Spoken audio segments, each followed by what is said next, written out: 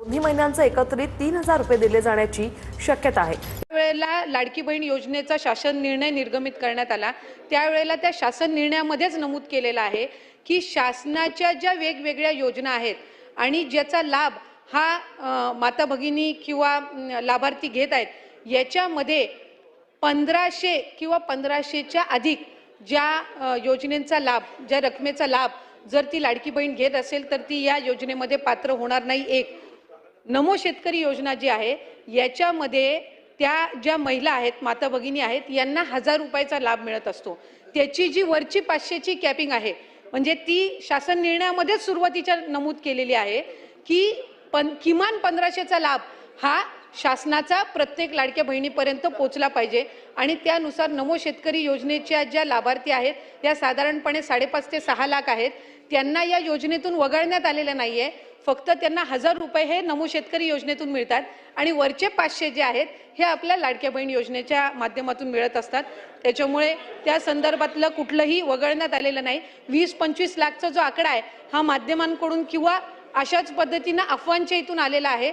हा कुठलाही आमच्या विभागाने किंवा शासनाकडून आजपर्यंत तशा पद्धतीचा मधल्या कालावधीमध्ये थोडं 1-2 लाखावरती संख्या आलेली होती, पण नंतर पुन्हा एकदा त्या वेबसाईट आणि संबंधित विषयांवर काम करून आता ती पूर्वपदावर आलेली आहे। तर या संदर्भामध्ये राज्याचे मुख्यमंत्री फडणवीस साहेब आणि दोन्ही उपमुख्यमंत्री शिंदे साहेब आणि दादा यांच्या सूचनेनुसार आपण ती 31 डिसेंबर पर्यंत मुदत वाढवत आहोत। एक गोष्ट आपण याच्यामध्ये समजून घेतली पाहिजे की जून 2024 मध्ये ही योजना झाली। 1 जुलैपासून लाभार्थ्यांनी याच्यामध्ये फॉर्म भरायला सुरू केले। सरकारी नोकरींमध्ये जे असणारे लाभ घेणारे होते जवळपास 7 ते 8 महिन्यांपासून किंवा त्याच्याही आधीपासून जसं जसं विभागाच्या यंत्रणेच्या लक्षात येत गेलं तसं तसं त्यांचा लाभ तिथल्या तिथे थांबवत गेलेला आहे। 6-8 महिन्यानंतर ज्यांचं निदर्शनास आलेलं आहे त्यांच्या पगारातून ती ट्रेजरीमध्ये म्हणजे सरकारी तिजोरीमध्ये परत घेण्याची प्रक्रिया सुद्धा जवळपास 6-8 महिन्यापासून त्या ठिकाणी सुरू आहे। आणि ज्यांना नवीन सरकारी नोकरी लागते, जशी पोलीस भरती जशी होते किंवा सरकारी नोकरी जशी लागते तसं ते डॉक्युमेंट त्या विभागाकडे देतात की आता मी या योजनेमध्ये पात्र नाही आहे। तर त्या पद्धतीने आपण ते अपडेट करत असो। जसं जानेवारी महिन्यामध्ये आम्हाला डेटा मिळाला नमो शेतकरी योजनेचा, साधारणपणे तो 5 ते 6 लाखाचा डेटा होता आणि मग त्या पद्धतीने त्यांचा लाभ आपण 1000 रुपये त्यांना नमो शेतकरीचा आणि 500 रुपये लाडकी बहीणचा असा आपण सुरू केला। तसंच सेवार्थाचं ज्या वेळेला आम्हाला 2500चा डेटा मिळाला आपण त्यांचा लाभ तिथल्या तिथंच फेब्रुवारी महिन्यातच आपण बंद करून टाकला।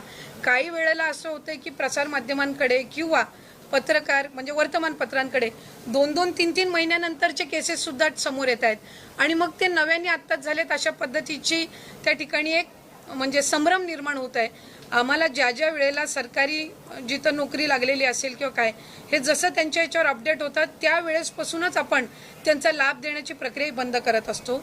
जो 12,000 12,500 पुरुषांच्या संदर्भात पण होता, तिथं काही अशा केसेस आहेत जिथं घरामध्ये महिलेची अकाउंटच नव्हती आणि त्यावेळेला त्यांनी पुरुषांच्या याच्यावर सुरू केलेलं होतं।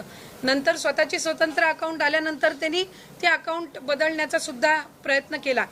आता त्या सगळ्या याच्यामध्ये ही ई-KYCची प्रक्रिया ही अतिशय उपयुक्त ठरणार आहे।